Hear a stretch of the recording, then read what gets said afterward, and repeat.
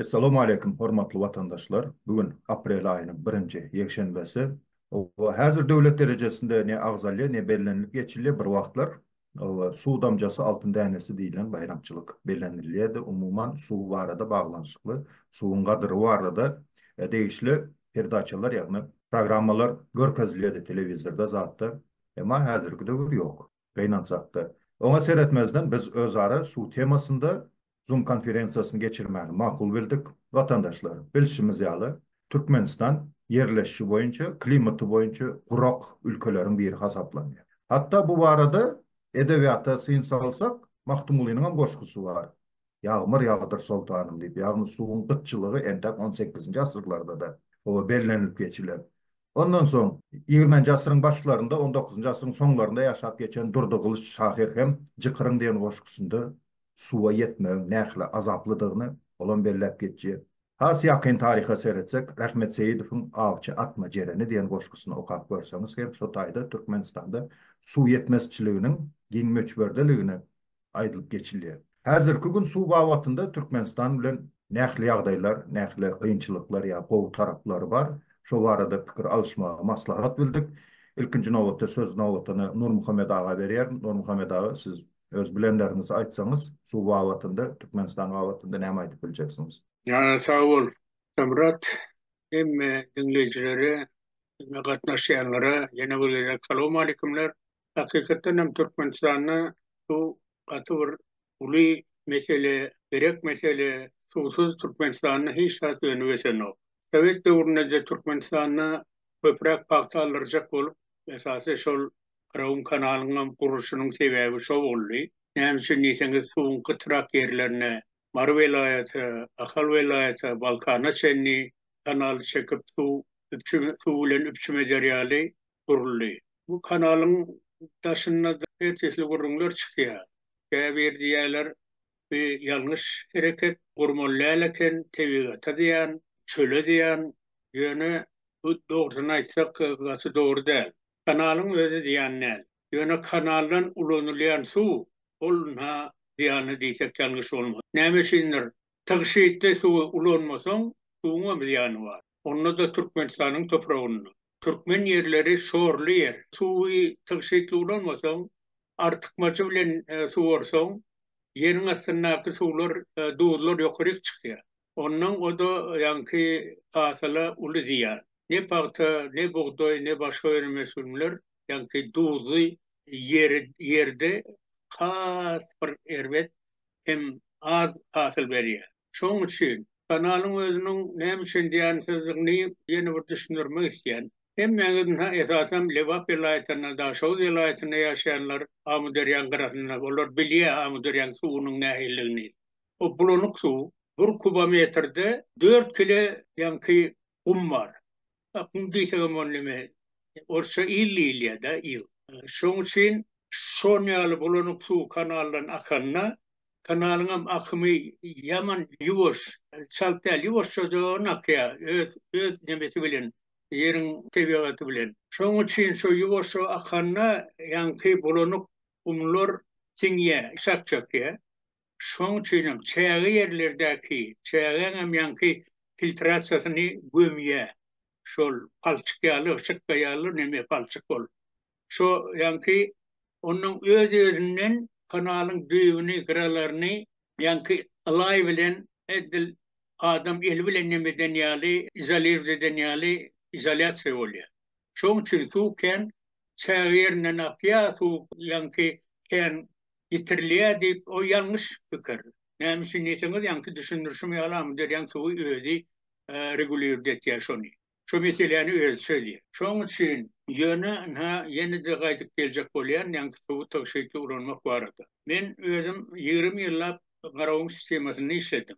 Şo kanalyň gurulşyny, töweregine gurulýan täze sawkollar, täze açylýan ýerler. Şo ýeriň ýagdaýyny bilip, şo sistemada Garawun öz siýasy nemesi senaty bardy. Betonly pliteler ýa-ýanky latoklar o da ýanky peýdaly suwlanmak üçin edilýär ýöne edil uly kanally däle ýanky etraplaryň arasyndaky ýa owa arasyndaky kanallarda plite ulanylýardy. yankı parkta ekleyen yerlerde latoklar olunuyordu. Şunu garımştırı öz yankı senatını çıkarıyordu. Yani onu daşarım yankı drenaj sistemati. Esası Türkmenin yerine gerek var. Nämişin niýetiňiz şu su borlaryny sen nähili töşeýte soramda da iň bolmanda su aşak siňýä, ýeriň aşagyna duzlar ýokuryk galýar. Şol şor suwy ýanky drenajdan aýyrmak üçin ulanylýar.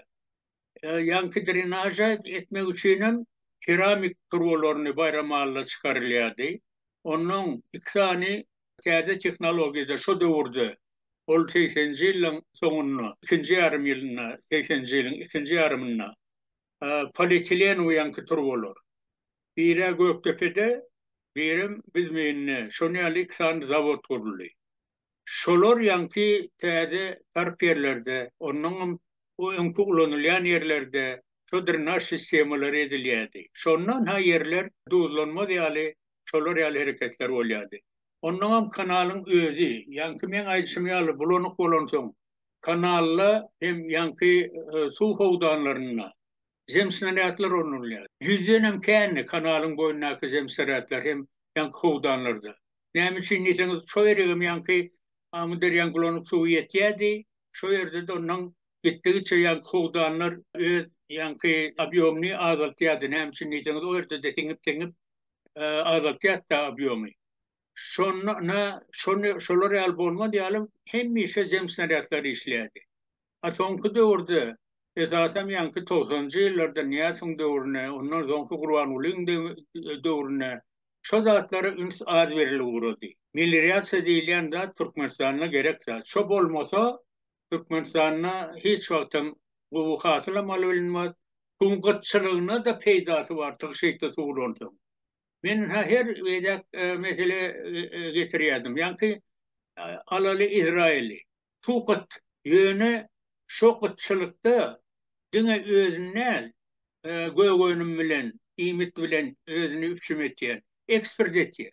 Özüm ýanky ekologiski arasa produktorlar bilen. Ondan ýanky İsrailniň dağlyk ýerleri ýanky köpet dağı meňdädi. Ýöne görseňiz köplenç daş ösümsizlik yerli dağlar, käbir etekleri olaýmasa, şolar ýaly giden bir tokoy etdiler.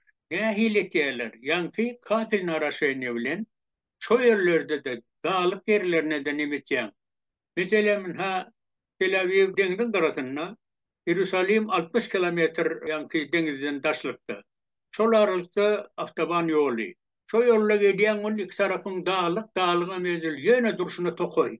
İsrail'den daşlaşan olan Arap devletlerine çıkanda şu İsrail töwregini. O yerleri görseňiz diýeni boşluk şol. Şu suwy taşyýytly ulanyp, dogry ulanyp edilýän hereket. Görýäňizmi? Şu boş çölem tokoýa urup bolýar. Suwun gyt ýagdaýynda da. Şoň üçin şolar ýaly dünýäde ulanar ýaly oplar ýaman kän. Ýöne gynansaňam Türkmenistana köp zatlar peýdaly zada ulanylman, diňe ýanky borulsuz gurulşugy çykdyj edilýär. Oňa gelecekde hiç bir peýda berilmeýän gurulşuk edil şu döwürde gerek gel gurulşuk. Oňam sebäbi diňe arkasynda duran sebäp korrupsiýa. Şoň üçin Türkmenistanyň olalajlar izlenmekde, ýanky diňe öz jüwlerini doldurmak üçin edilýän hereket. Esasem häzir gaty şu ýyl ýene ýagşy amyder ýan suwy. 3 ýyllap ýanky gurukluk boldy. Häzir inni Owganistanyňky gurulýan kanal has Agriýadaýa getirer Türkmenistana, Özbegistana. Näme üçin diýseňiz, olar has ýokurrakda ýerleşýär. Esasy ýanky amyder ýan suwynyň epesli obýomny şu Owan kanaly aljak. Öňem ýetenokdy inni has Agriýadaýa geler. Şoň üçin öňünden bir düşünmek gerek. Suwy nähili taşyýytly ulanyp, nähili gerek ýerine ýeter ýaly edip, şo pikir etmek gerek, şoňa da üns bermek gerek. Ine men aýtjak bolanym. Sag bolun diňläňiz üçin. Köp sağ olun Nurmuhammed abi. Alişer işte şu işinin arasında boş vakit taptı. Mehmetçik Oli söz soruya Alişer'e söz verelim. Sonra devam ederiz. Alişer ayda ver. Assalamu alaikum hemen Zeynep Rezek. Bağışlarsınızlar işte ben o şünkü gün Ну, Muhammed abi bilen ben полностью соглашусь. Вот su zaten kıttı Türkmenistan'da çölün içi olduğu için. Yöne şuna garamazdan ez vapşe gittikçe ne şu Afgan kanalı açıldı.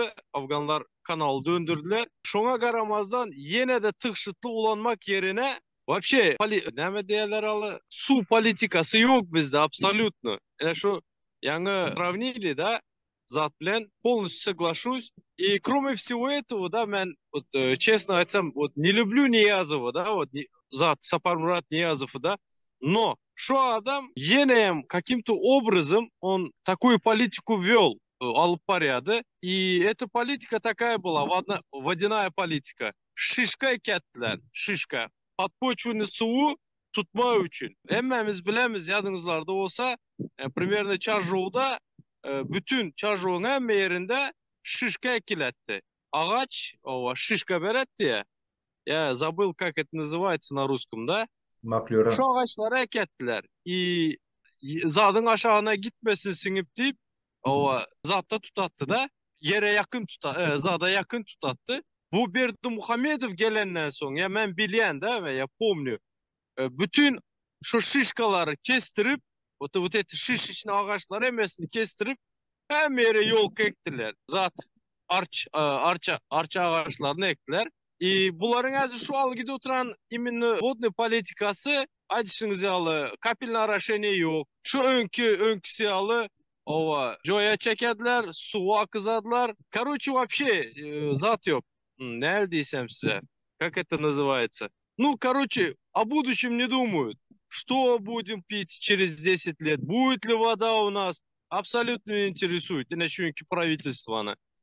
И Aydışınız ala ura ura o arkada ki o ikinci etapı, üçüncü etapı Çarjou'da tam Taşavuz'da, Marı'da, Balkan'da как они без воды. Al şu güneşe Balkan vilayetinde adamlar привозной su içiyorlar. Люди берут в долг у друг друга воду. Yine Balkan vilayetinin çünkü o su zadı probleması. Şunu açacaktım, spasiba.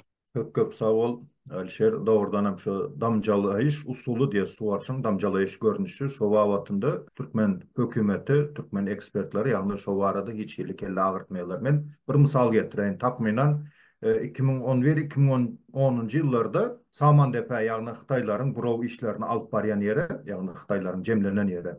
Şu yere vardım. Kumun içi çaygalık tiplitsa kurup durlar. Deryanın uğruvinden yani tiplitsanın kurulan uğruvine keminden 18-20 metre tapavut veriyor. Yani deryanın uğruvinden yukarıda olmağı mümkün. Ama gülyalı ekini ekip alıp bile oturuyorlar. Şu tiplitsanın içinde çaygalık geldi onda da vatandaşlar. Ama ne içindir? Suya gezek gelende biz köseniyoruz. Sebep nemede? Eğer on yalı tiplitsa kurmak, damcalayış, usul boyunca ekin suvarmak, son yalı peydalı zatlara kelle ağrıtsa devlet çinovnikleri son hormatlı arka dağını serdarını övmene demek vakt kalmayasın. Men şonu yalırak düşünüyen. Nem için gumun içinde Xitaylar başarıya da o başka yerde Türkmen halkı başarınak. Misal için. Ama şunu yalırak neticeye gelip biliyiz. Söz gezeyen Ahmet Ağa'ya versek. Ahmet Ağa. Bu meselesini gürleşsek, bundan önkü problemalara geleceğiz. Şu Lebap vilayetinde, Marı vilayetinde apıl tupan bolanda, bakçılık. Şonda kömek etmedik devlet su gıtçılığı başlandı. Kömek eder miken? Şonu fikir ediyen. Şu meseleleri çözer miken? Şu vakt acışımız yağlı. Bolları bolmaz guruluşuklar hiç kime peyda getirmeyen. Yine şu guruluşuklarda pul kazanmak için guruluşuklar ediyorlar. Hazırdan şu vacip meseleleri çözüp başlamasalar, esasen şu su meselesini bir vakittan son çözmek bundan kıyın olur. Şimdi devletin başında oturanlar şu zatları fikir ediyor mu ki? Şu soru emele geliyor. Hazırlıkçı açıkladım şu. Ayda verin bakar gülgenece dinleyiz. Salam hormatly yoldaşlar. Menem öz gezerimde su yetmezçiliğinin esasen hem ova hocalık ova yerlerine yetmezçiliğine nähili kynçylyk çekilýärni gurrun veresim gelýär. 2-3 ýyl mundan awal öz gözüm bilen şaýat bolan wakalarmy aýdasym gelýär. Su yetmezçiligi esasen hem ova yerlerine, welaýetlaryň sebitlerine, ovalarda gaty gözgüýni ýagdaýda görülýär. Ovalarda yaşayan yaşayıcılar Akyan çeşme obalarda yok özüňiz bilýäňiz. Gidip Garagum çölünden su daşayan avtogulaw bilen su getirdip öz howlularına gazylan guýa guýup şondan su ihtiýaçlaryny giderýärler. Gerek öýleriniň içme suwu bolsun ýa-da başga bir öý hojalagyna gerek bolan ähli ihtiýaçlaryny şeýdik giderýärler. Bu su nähil su? Garagum kanalyndan getirilýän su özüňiz bilýäňiz hiç el süzgüçden geçmedik. Ýöne akyp duran derýadan, kanaldan su gatnajan avtogulaw bilen su alýarlar sordurup, o da palçykly, ylaýly su. Onu getirip öýlerindäki guýulara guýdurýarlar. O suwam hemen şol wagt srazu içýärler. Aslında o suwun bir-iki günläp howuzlarda durup tämirlenmesi gerek. Ylaýynyň palçygynyň düýbüne çöküp arasalanandan soň içilmeli. Ýöne nämesinler o ýerlerdäki adamlar birinciden getirip dere ulanyp başlaýarlar. İkinciden hem suwun bahasy. Akyan çeşmeň bol ýokdugyna gara ýok akyan çeşme şu kanaldan getirilýän Garagum kanalyndan getirilýän suw bir tonu ýok şu avtogulawdaky. Ylaýsyň mäkä şu suw ulanyp başlaýarlar. Bilen dürli keselleriň ýüze çykmagyna sebäp bolýar. Ylaýly bakteriýaly suw näme de bolsa çölüň içinden akyan hiç hili süzgüçden geçirilmedik, arasalanmadyk suw howlaryna getirip guýdurýarlar, şoňam ulanyp başlaýarlar. Ýene bir zat şu bir tonna bolmadyk suw avtogulaw suw daşayan avtogulawda bir arkasyna bir tonna ýa ýetenok bolýan suw şu suwy 500 manata satyn alýarlar. Olan bir 4 adamly maşgalada bir aýyna ýetenok şu suwun ulanyşy. Bir aýyna ýetenok ortaça aýlygyň 1000 manat bolan ýerine şu 500 manada suw satyn almagan suwun ne derejede gymmatlyk hakykatdan hem gymmat bolmagyny aňladýar.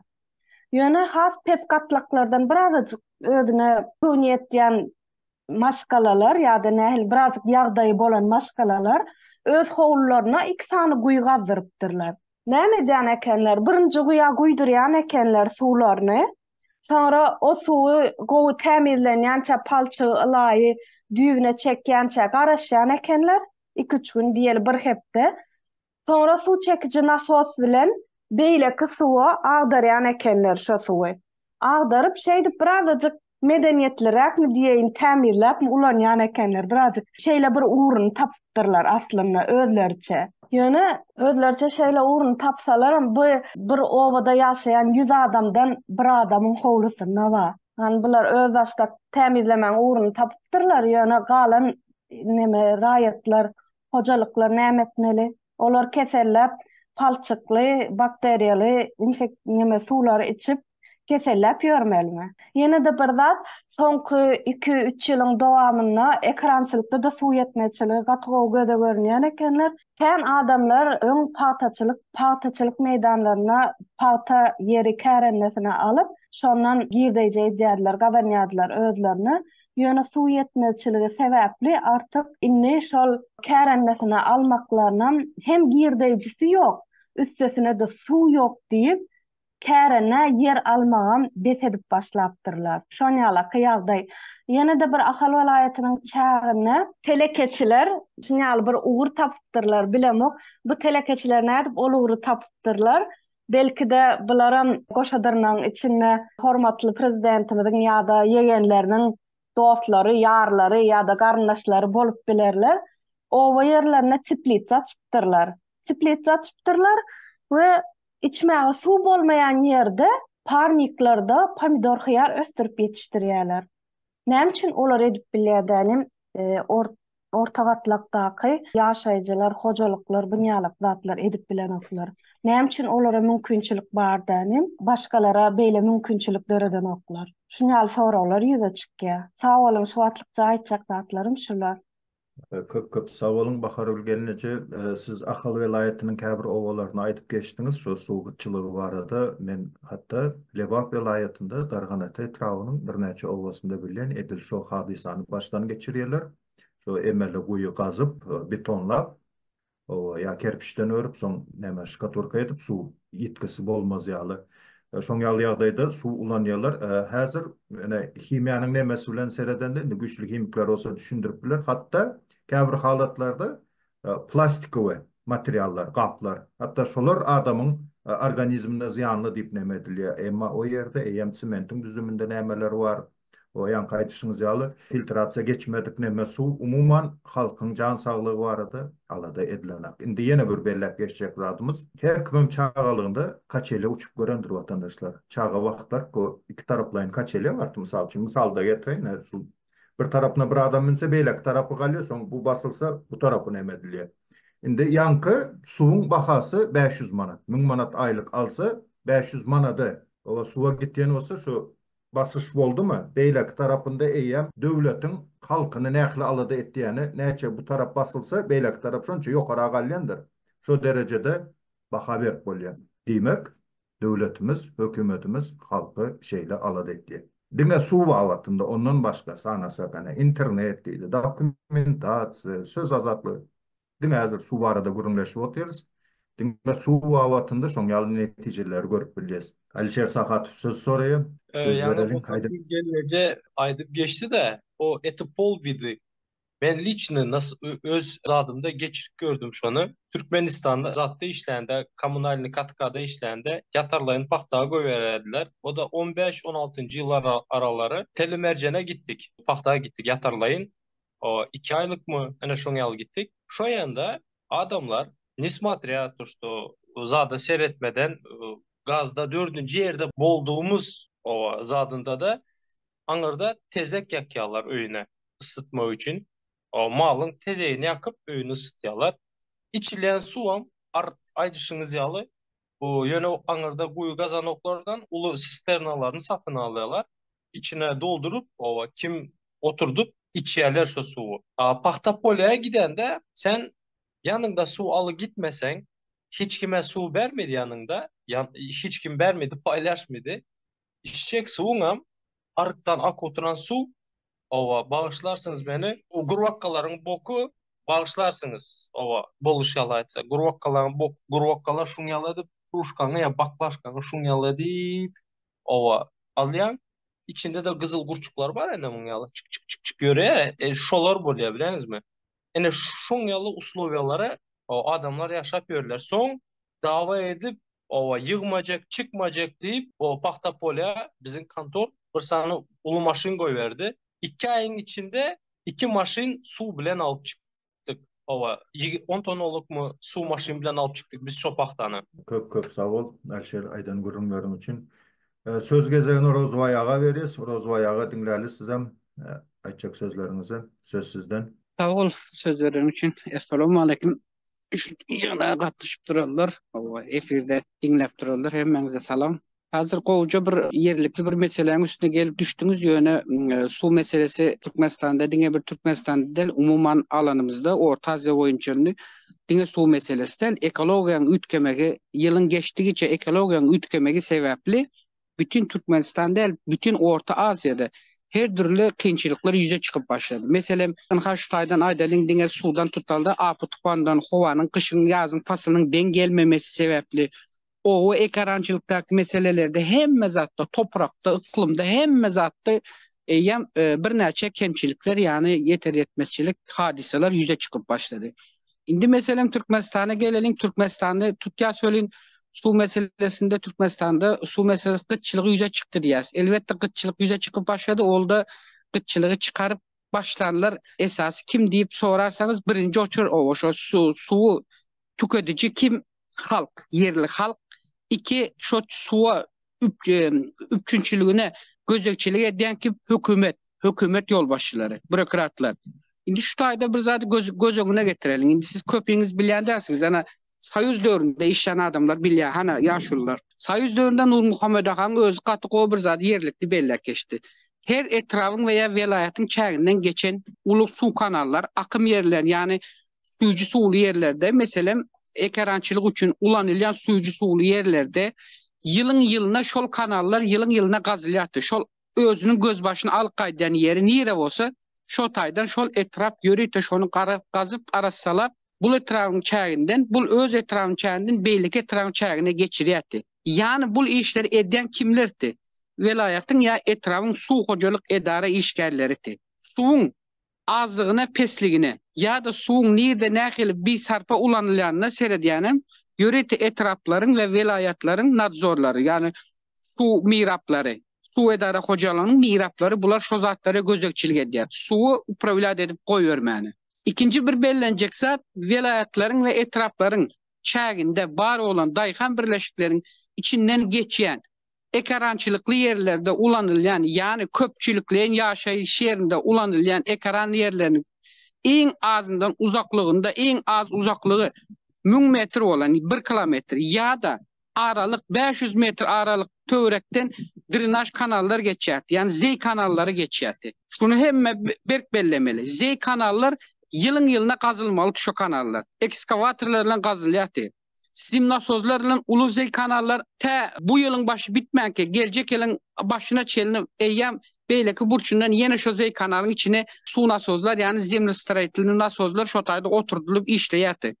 Bu zatlar hemmesi gözekçilikli kontrol esasında işler. Yöne şol dövrde de Türkmenistan'da da bütün yan kaydışmayarak, belleşmeyerek, bütün Orta Asya'da da şonda da su kemçiliği vardı. Elbette Türkmenistan'da şonda da boldu su kemçilik. Sen için diyende Balkan'a dolu Amderyanın suyucak su dolu Balkan'a getirilmedi. Mesela men özümü salaşsam, men şol Sayuz dövründen misalaydamda Marin Tahtavazarına gidip görenimde Tahtavazarda da halk şomakal içim suunu, men ekarançılık suundan gurrun edemek, içim suunu gurrun edenimde şor su ulaniyattılar. Şor su. Emma şol dövrde de halk öz ekarançılık yerlerinde, öz küçücük göğönü mekan yani bir 15-10 sotuk yani yerinin içerisinde de kebir yerlerinde şoyan su ulamak için yani sizin bellek geçişiniz yani betondan kurulan yörükte ağzı da üstü de kapalı şotak 3,5 tonla töwereginde su singen nemeler vardı, kuyu cihazları vardı. Şolar şotakları su getirip kuyuyattı. Bu kemçilikler kimin kemçiliği? Kimin yüzünden şu halk şular ya derecede yaşadı diyerseniz elbette yolbaşçılar yüzünden yaşadı. O hak. Kemçiliksiz devlet ya kemçiliksiz neme bolmaya. Yok ama karşı taraftan seyretseniz. Yöne esası tüketici bu suyu sarp edip bunu ulanyan kim? Biz halk. Biz yörüte halk özümüzde mesela ekarançılık yerinden alar. Ova yerinden. Ova yerlerinde hazırki dövrlerde hazır şu gece gündüzde seyretseniz her ova yerinde geçen kanallardan, arıklardan yani su yapacağızlarından akyan suyun sonunda gidip bir yere koyan yere var şunun. En ahirinde bir şu su akıp duran su 7-24 saat akıp dur suyucu su yöne ekarançılık için, içim için diye vaydam yok. Ekarançılık için akıp duran suyucu su ol bir yerden gidip en sonki yerinde nereye koyuyor? Z kanalı koyuptur. Yine şu tayda eyyem şunu biz halk olarak özümüze şu gelip duran suyucu suyun yetmezçiliğini gözü alarak özümüz şunu yerlikli ulansak şu suyucu ekarançılık su için şu suyu bizde de özümüzde de kemçilik çıkmaya. Biz ne mediyaz? Mesela ben öz mellek yerimi suuladım mı suumu tokurtkam yapyan su geçe beylek kime gitse gitsin. Kime bassa bassın ya gidip zeykeşe gide. Ama şu suyu gidip başından açıp gelen adam şu suyu kontrollük eden yok. Eğer köçeni ertirden atyan olun köçen su bassa bile sen sorasan hadi suyu kim açtı giyeceğim.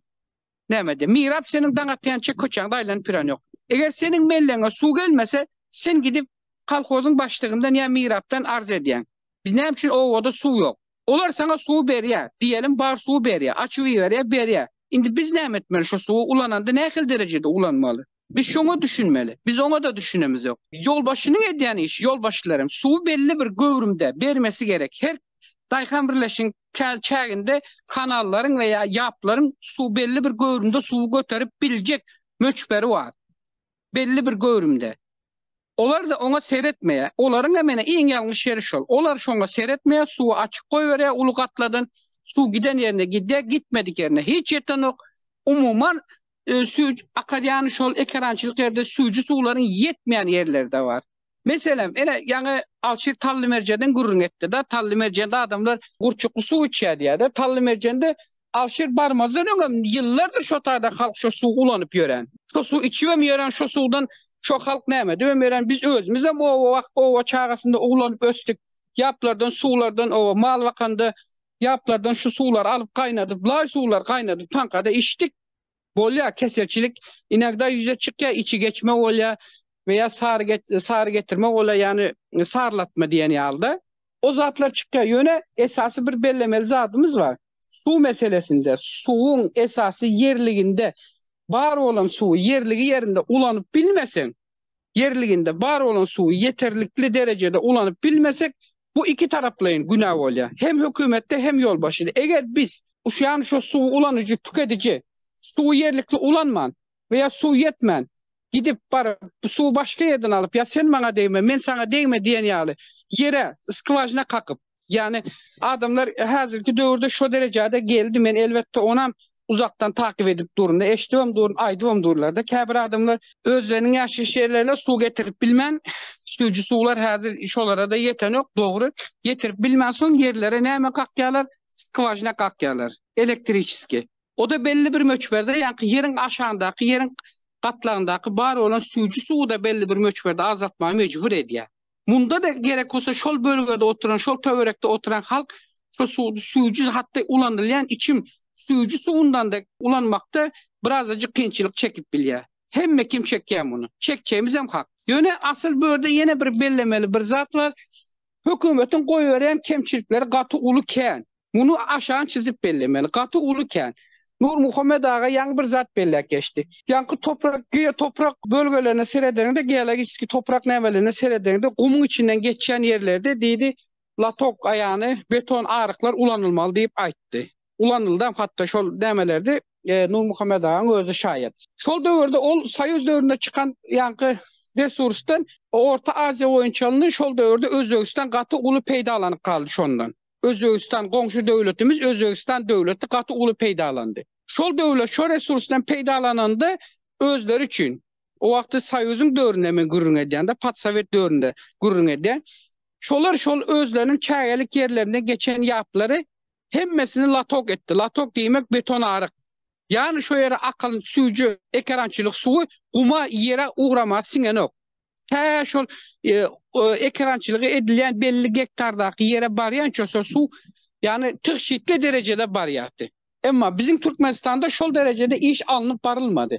Indi hazır sizler yani kulak ası oteyin bellak geçtiniz de damcalayın görünüşe geçmeliydiniz de damcalayın görünüşe su geçmek için Türkmenistan'da o zalı öyle şol yukarı derecedeki teknolojiyanı ulanıp yukarı derecedeki teknolojiyadan o hocalığında ekrançılıktan hasıl alıp bilecek birinci derecede kadir gerek. Birinci derecede kadir gerek. Şu kadir olmadık yağdayında size eğer Türkmenistan'ın eline hazırki dövrde Türkmenistan yolbaşlarına veya hazırki Türkmen hükümetinin yolbaşlarının eline haysi teknolojiyanı verseniz verin şolar hemen şu teknolojiyanın ozalkıyalı Sayız'ın sistemasını övrük koyar ya. Bu yerde kadir yetmezçiliği var. Bu yerde ılım pesçiliği var Türkmenistan'da. Pes ılım.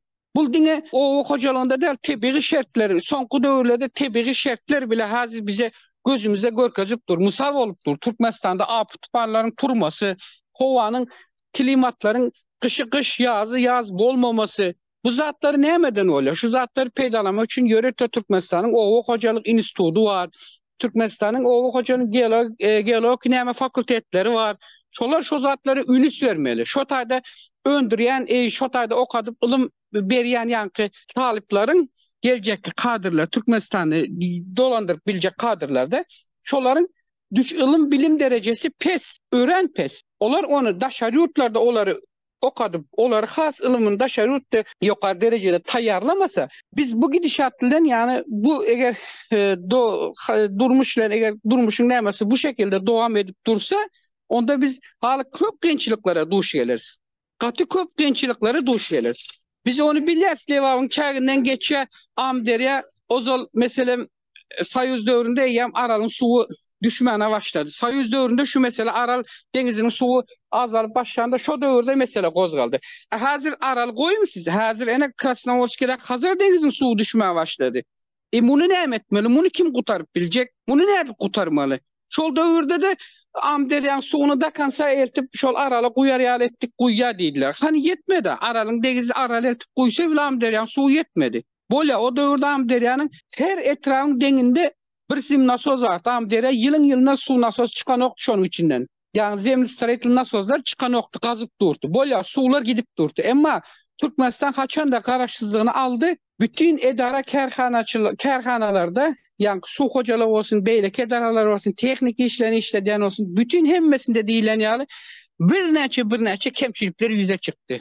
Katı ve tekniki yeter yetmezçilik, onların şayseplerinin yeter yetmezçilikleri. Şu sebepten köp zatlar mesela gözden düşürüldü, ovu hocalığı da gözden düşürüldü, sağlık pudağı da, beyleki pudağlar da tapağı diyor. Gördünüz mü Türkmenistan içinde yani şu Levap velayetinin çağından geçen Am Derya'nın kenarında duran etrafların ekerançılık yerlerini su basmana başladı. Yılın Am Derya su basıyor şotaydı. Şu su ne mi sebepten basıyor? Am Derya'nın belli bir derecede ve özünün kadasına layıklıkta şu Am Derya'da arassaçılık yani gazı işi geçirilmen için şu ekerançılık yerlerine naslyon punktların içine kadar geldi şu su basıp. O zaman şu su barıp kırın aşağından akyat. Şu sudan Özbekistan'ım neyce peydalanıyattı. Tacikistan devletem hatta yukarıdan alıp peydalanıyattı. Bolya hazır Oğanistan elbette taze çölün içine taze kanal açtı. Koçtepe kanalı yanlışmasam. Bolya o su gitti Koçtepe kanalına. Ama indi su kıyınçılığı bizde yüze çıkar mı? Ekerançılık yerinde. Elbette çıkar. Ekrançılık yerine su gelmese bizde dine ekrançılık suundan değil içme suundan da yani yerin çeşme suundan da kıyınçılık çıkacağı görünüptü.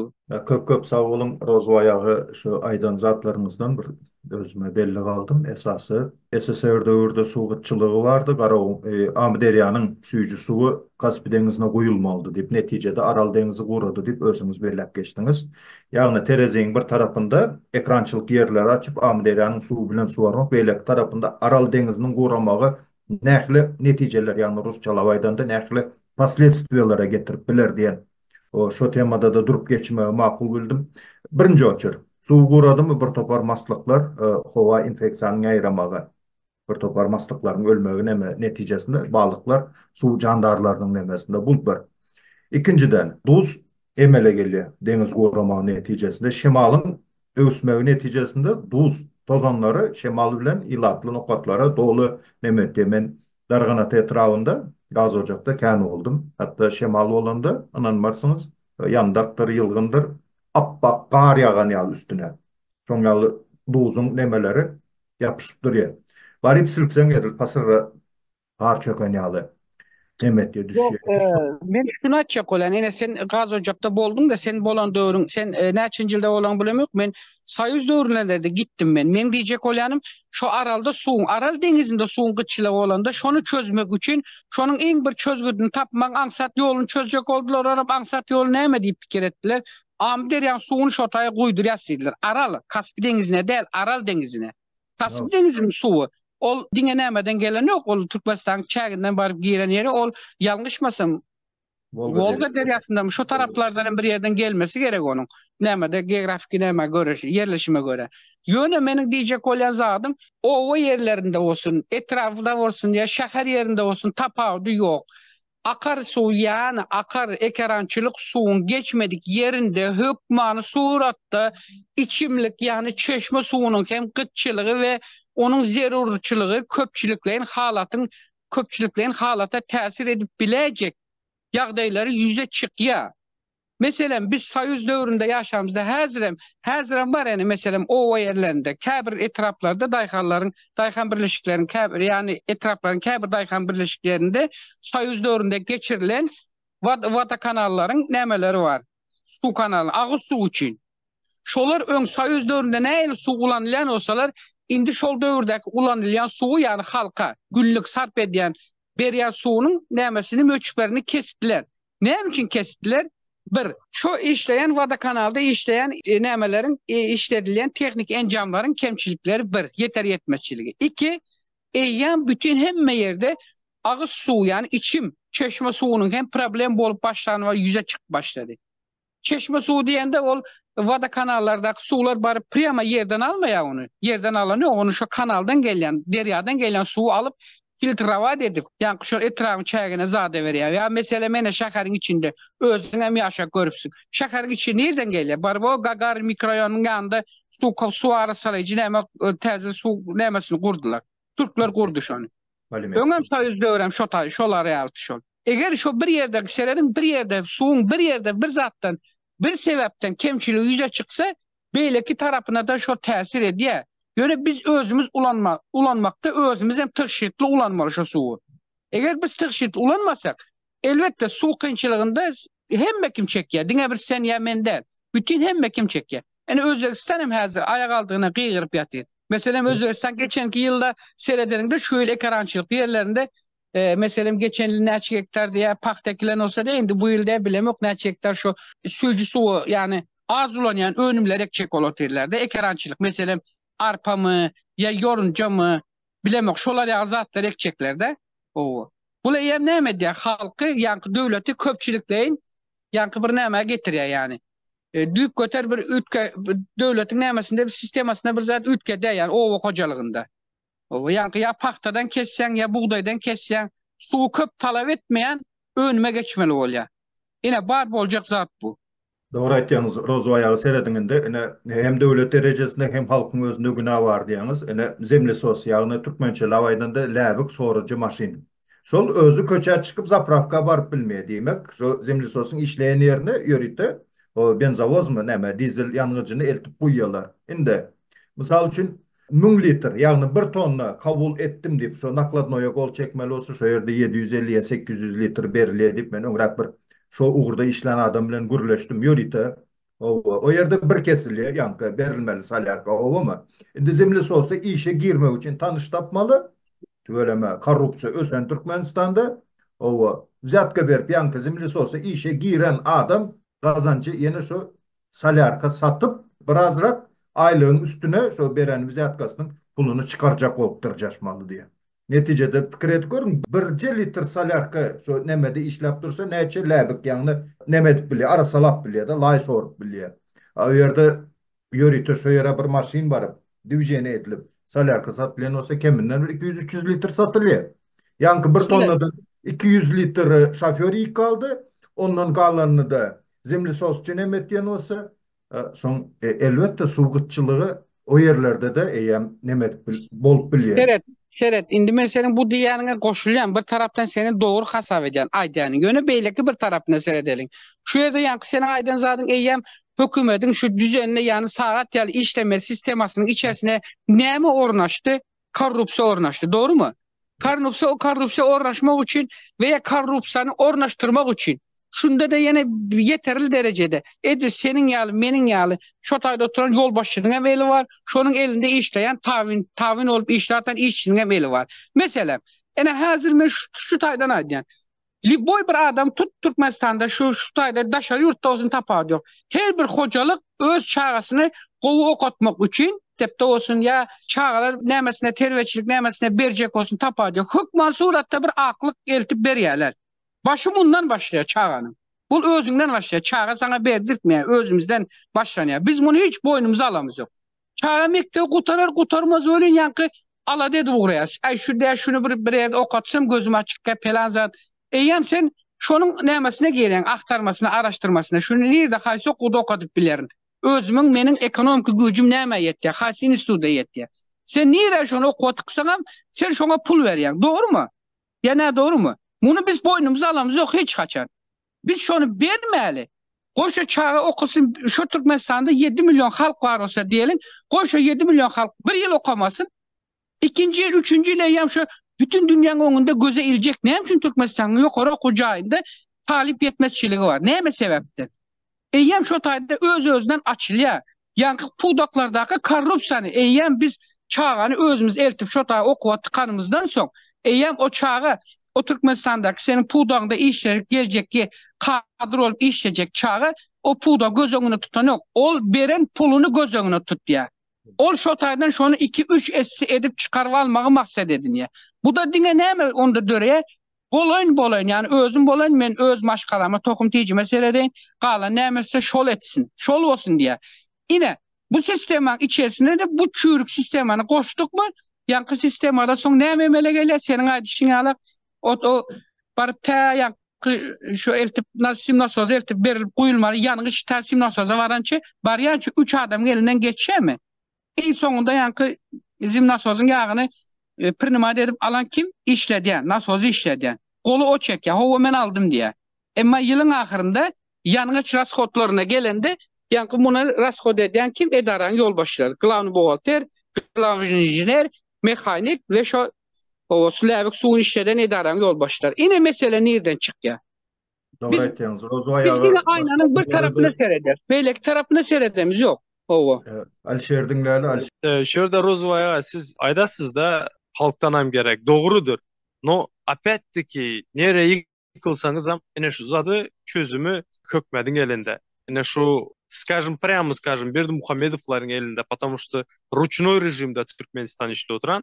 Опять-таки vara zimnasoz dedinizlerde ben как помню kandı işlenetti. O sizler salarkanı это еще ничто.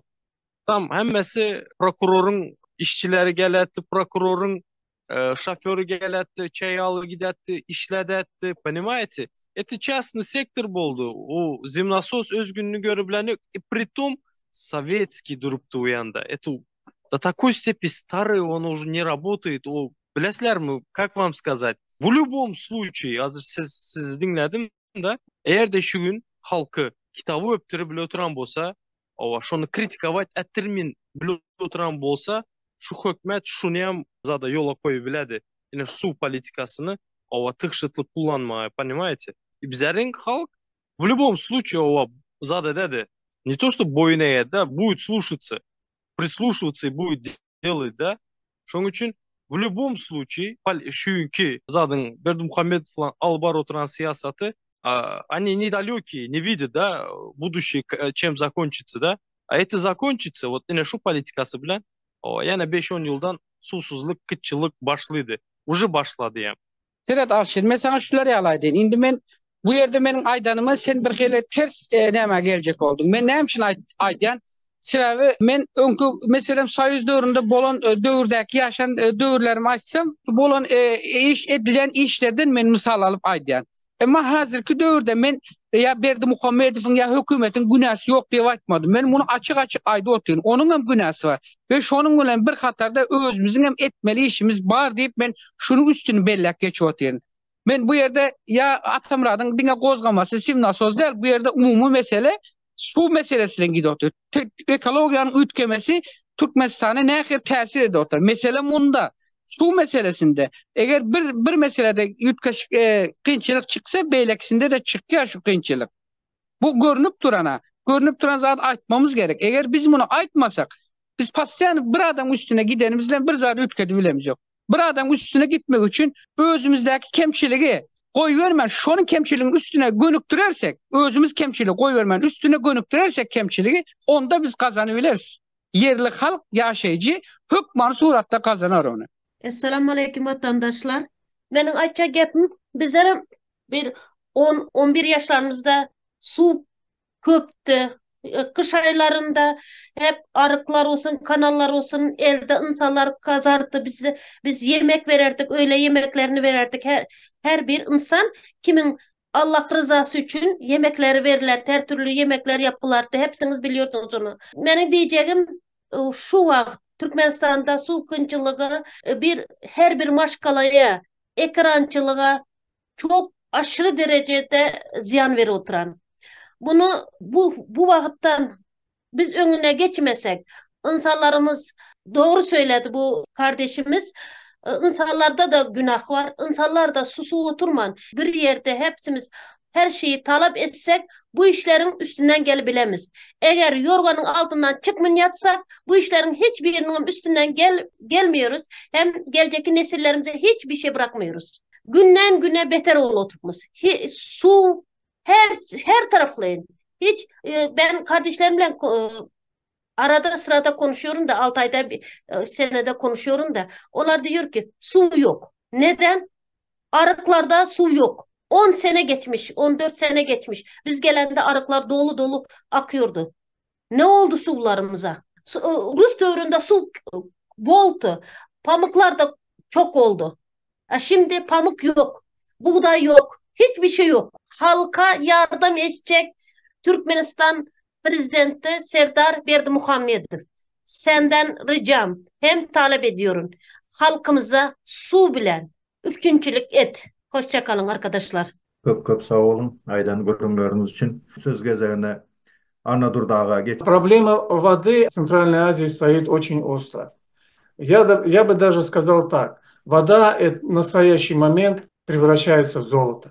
И то, что в Центральной Азии, я не беру только Туркменистан, а именно говорю Центральной Азии, поскольку эта проблема там через несколько лет будет вообще стоять остро, и эту проблему уже нужно решать сегодня.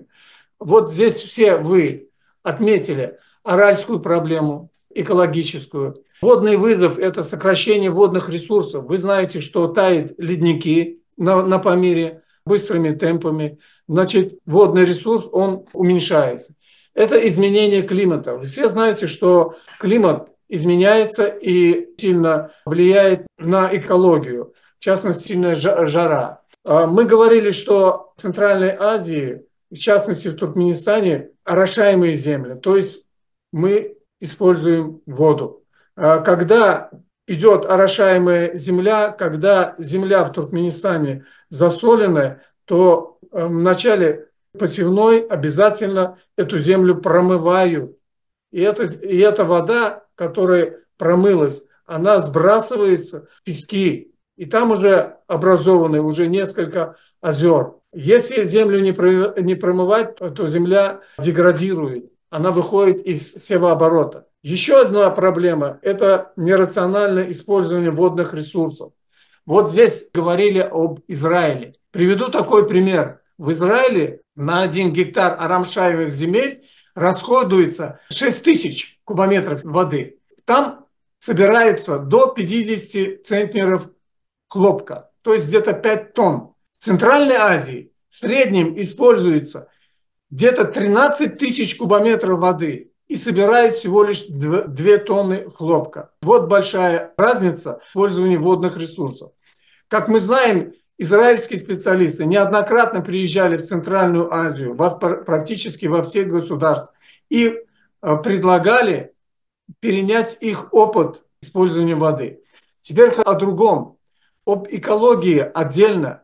То, что если власти туркменские не будут использовать рациональную воду, то очень сильно бьет по экологии. Приведу такой пример. Даже в советское время Красноводск пресную воду людям для питья, для хозяйственных нужд привозили паромом из Баку. Понимаете? То же самое, какая-то часть воды доходила и до Небедага. В Небедаге деревья поливали в определенное время технической водой, не питьевой, а технической водой. Во всех этих городах была вода режимная, никогда она не текла постоянно. Давали всего лишь на 2 часа с утра и 2 часа вечером. И люди вот в это время набирали воду. В остальном Балканском вилаяте копали колодцы, бетонировали их, водовозом возили воду и заливали. Это было еще советских времен. То Каракумский канал заканчивается в Казанжике, это тоже факт. И русло его не больше, чем 10 метров. Я собственными глазами видел, когда под Казанжиком, в Кизиларвате сеяли зерно, когда уже наступала жара, поливали, едет грузовая машина, на которой стоит бочка, дайхане, набирали в банку и поливали вот посеянное зерно. То есть настолько нерационально используют землю, настолько нерационально используют воду, минуя новых технологий, которые сберегают воду. И особо хотел бы сказать вот о том, что некачественная вода наносит очень огромный вред здоровью людей. Мы можем много говорить о воде, мы можем много говорить о здоровье людей, но на сегодняшний этап в Туркменистане главная проблема – некачественная вода, которую пьют люди. И от этого практически выходит очень много болезней, много проблем со здоровьем у людей. Спасибо. Köp sağ olun Anna Durdağı. Biz şunun bilen efirimizi geçirip tutarıyarız. Ünsörüp seyredeniniz için köp sağ olun. Şu yerde bellep geçecek zaten esası. Tariha seyretsek, hatta 20. asırın içinde bolup geçen ýagdaýlar umuman yer su nemesini ilat özarı pelan namazdan pelan namaza çelli pelançe su açmalı ondan sonra pelançe dip hatta oraz yağlı diyen adam şu tarihada gir kalın şu su meselesinde baylarına hemşet diyereken 3-4 yaşar oğlunu öylendiriyorlar. Nemçin? Hocalığı var yani öylenen olsa nikahlı ayalı olsa yer su payı var eken sana. Buna şayatlık edip yine bir kez ağaytken Durdu Kılıç'ın hatta Tumorlu diyen koşkusunu okusanız şu tayda da bellenip geçili. Çağraşı İrfin Kanlısa poemasını okusanız şu tayda da şu zatlar bu arada aydılıyor. Umuman su meselesinde ömrün ahire gıtçılık görülüp eşilip gelinen. Ondan başka su yaşayışın göz başıdır vatandaşlar. Su uğrunda hükümet alada bildirmesi vatandaşlar günümüz gittikçe kıyınlaşmağı mümkün. Hazır Afganistan kanal kurup otur. Eğer şol kanal açılayan yağdayında o elbette hem ekologiya taraftan hem de su kıtçılığı Türkmenistan'a bildirecektir. Ama Türkmenistan'ın vezifeli işgärleri şol uğurda şu taslama bilen prezidentin yanına girip hani önümüzde şunyal problemalar var şu meseleleri seyretmeli. Şeyle yollar bilen önüne alıp bolliye diyen teklif bilen girenden uzak yaşa arkadağlı serdarımız ya arkadağımız deyip yüzlenenini has kovu bilirler. Şonu makul bilirler. Umuman su meselesinde näçe aytsak ayda vermeli vatandaşlar vaktimiz çäkli. Şunun bilen efirimizi geçirip kutarýarys. Efire gatnaşanlara ullakan minnetdarçylyk. Yine bir gezek Oraza bayramlarınız kutlu mübarek olsun. Sağlıkta ve toylarda görüşelim hormatly vatandaşlar.